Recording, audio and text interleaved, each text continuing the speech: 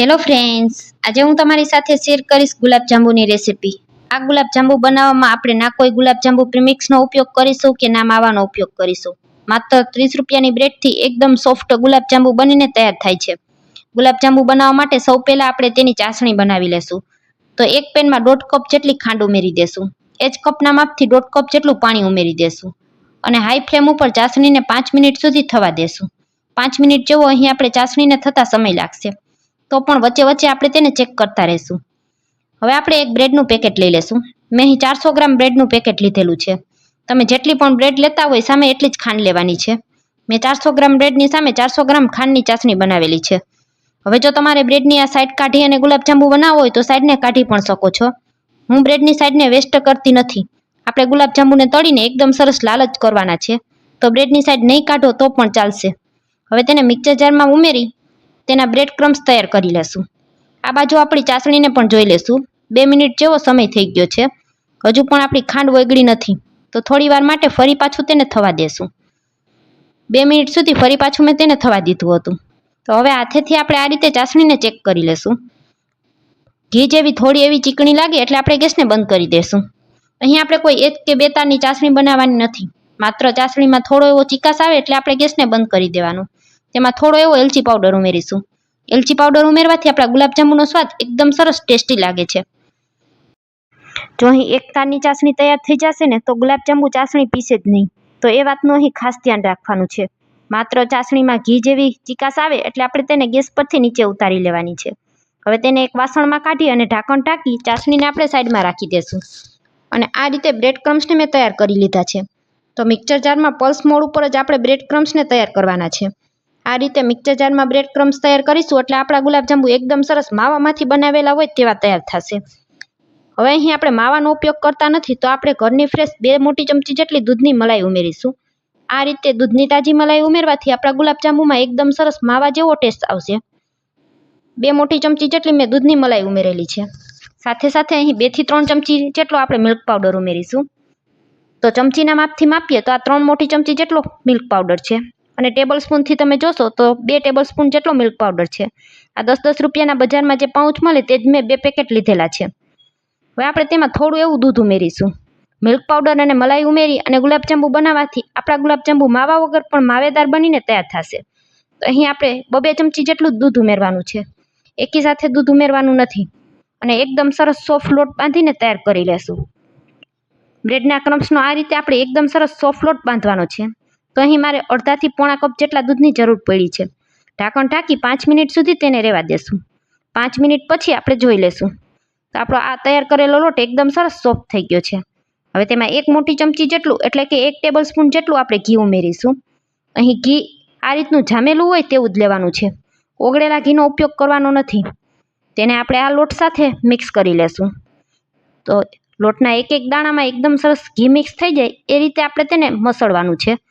તો આ રીતે તમે મિલ્ક પાવડર, મલાઈ અને ઘી ઉમેરી ગુલાબજાંબુ તૈયાર કરશો એટલે એકદમ સરસ મીઠાઈવાળાની દુકાન જેવા ગુલાબજાંબુ ઘરે બનીને તૈયાર થશે. હવે આ મિશ્રણમાંથી 1 ચમચી જેટલું મિશ્રણ આપણે હાથમાં લેતા જઈશું અને એકદમ સરસ ક્રેક ન પડે તેવા ગોળ લુવા વાળી લેશું.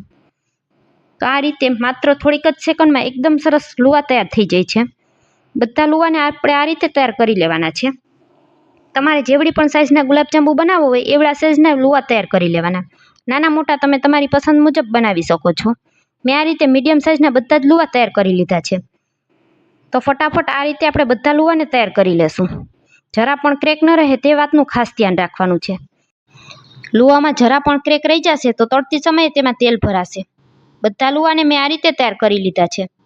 આ બાજુ આપણી ચાસણી ઠંડી થઈ ગઈ હતી તો ગેસ પર તેને મેં ફરી પાછી ગરમ કરવા માટે રાખી દીધી છે. બીજા ગેસ પર તેલ ગરમ કરવા પણ રાખી દીધું હતું. તેલ ગરમ થઈ જાય એટલે પેનમાં જેટલા પણ છૂટા છૂટા લુવા સમાય એટલા આપણે ઉમેરી દેશું. લુવાને તરત જ આપણે ફેરવવાના નથી. 1 મિનિટ સુધી તેને તેલમાં તળાવા દેશું. તરત જ જો તમે તેને ફેરવી દેશો તો તે તૂટી જશે. તો 1 મિનિટ સુધી આ જ રીતે તેને તેલમાં તળાવા દેવાના છે. 1 મિનિટ જેવો સમય થઈ ગયો છે. તો હવે ચમચીની મદદથી આપણે બધા લુવાને હળવા હાથે ફેરવી લેશું. શરૂઆતમાં આપણે લુવાને આ રીતે હળવા હાથે ચમચીથી જ ફેરવવાના છે. તરત જ તમે ઝારાથી ફેરવશો તો લુવા તૂટી જશે અને તેમાં તેલ ભરાશે. તો આ વાતનું પણ ખાસ ધ્યાન રાખવાનું છે. 5 મિનિટ સુધી આપણે ચમચીની મદદથી આ રીતે જે પણ સાઈડ લુવા તળાતા જાય તે સાઈડ તેને ફેરવી લેવાના. ધીમા તાપ ઉપર જ તળીને તૈયાર કરવાના છે. જો હાઈ ફ્લેમ ઉપર તમે આ લુવાને તળી નાખશો ને તો બહારથી તો એકદમ સરસ લાલ થઈ જશે, પરંતુ જેવા તમે તેને ચાસણીમાં પલાળશો ને એટલે ઉપરની સ્કિન તેની અલગ થઈ જશે. તો આ સ્ટેપ ખૂબ જ જરૂરી છે. જ્યારે પણ ગુલાબજાંબુને આપણે તળતા હોય ત્યારે તેને ધીમા તાપ ઉપર જ તળવાના છે. એક વખત જેટલા પણ આપણે બોલ ઉમેરેલા છે તેને તળાતા 5 મિનિટ જેવો સમય લાગશે. તો ચમચીથી વચ્ચે વચ્ચે આ રીતે તેને ફેરવતા રહેવાનું અને 5 મિનિટ સુધી આપણે સતત તેને તળવાના છે. તો તમે જોઈ શકશો મેં ધીમા તાપ ઉપર આ રીતે બધા બોલને થવા દીધા છે. હવે આપણે ઝારાની મદદથી તેને કાઢી લેશું. તમે જોઈ શકશો તળાયા પછી જરા પણ તેમાં ક્રેક પડ્યા નથી.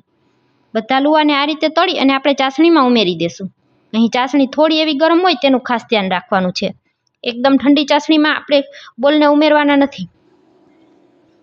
બધા જ બોલને આ રીતે તળી અને આપણે ચાસણીમાં ઉમેરતા જશું. હવે બધા જ ગુલાબજાંબુ આપણા તૈયાર થઈ ગયા છે.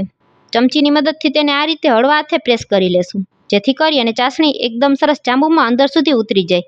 ઢાંકણ ઢાંકી અને 4 કલાક સુધી તેને રહેવા દેશું. 4 કલાક પછી આપણે ગુલાબજાંબુને જોઈ લેશું. તો હવે તમને ગુલાબજાંબુને ઉપરથી ઘસીને પણ બતાવું છું. તમે જોઈ શકશો ચાસણીમાં પલાળ્યા પછી પણ તેની સ્કિન જરા પણ ઉપરની અલગ થતી નથી. જો હાઈ ફ્લેમ ઉપર તમે ગુલાબજાંબુને તળશો ને તો આ રીતે ચાસણીમાં પલાળ્યા પછી તેની ઉપરની સ્કિન અલગ થઈ જશે. તો છે ને ફ્રેન્ડ્સ, એકદમ મીઠાઈવાળાની દુકાન જેવા અંદર સુધી એકદમ સરસ ચાસણી ઉતરી ગઈ છે અને એકદમ સોફ્ટ અને જ્યુસી ગુલાબજાંબુ તૈયાર થયા છે. આ ગુલાબજાંબુને જોતાં કોઈને ખબર નહીં પડે કે આ તમે બ્રેડમાંથી બનાવેલા છે. તમને ગુલાબજાંબુ આ રીતે દબાવીને પણ બતાવું તો એકદમ સરસ સ્પોન્જી ગુલાબજાંબુ તૈયાર થયા છે. મોઢામાં મૂકતા જ ઓગળી જાય તેવા ગુલાબજાંબુની રેસીપી મેં તમારી સાથે શેર કરી છે. ઉપરથી આ રીતે મેં થોડી પિસ્તાની કતરનથી અને ગાર્નિશિંગ કરેલું છે. તો ફ્રેન્ડ્સ, જો આજનો વિડીયો પૂરો જોયા પછી તમને સારો લાગે તો વિડીયોને એક લાઇક કરજો, વધુમાં વધુ લોકો સુધી શેર કરજો અને મારી રેસીપીઓ તમને જોવી ગમતી હોય અને હજી સુધી મારી ચેનલને સબસ્ક્રાઈબ ન કરી હોય તો મને સપોર્ટ કરવા બદલ મારી ચેનલને સબસ્ક્રાઈબ કરજો અને તમને આજની આ ગુલાબજાંબુની રેસીપી કેવી લાગી તે કોમેન્ટ કરી ચોક્કસથી જણાવજો.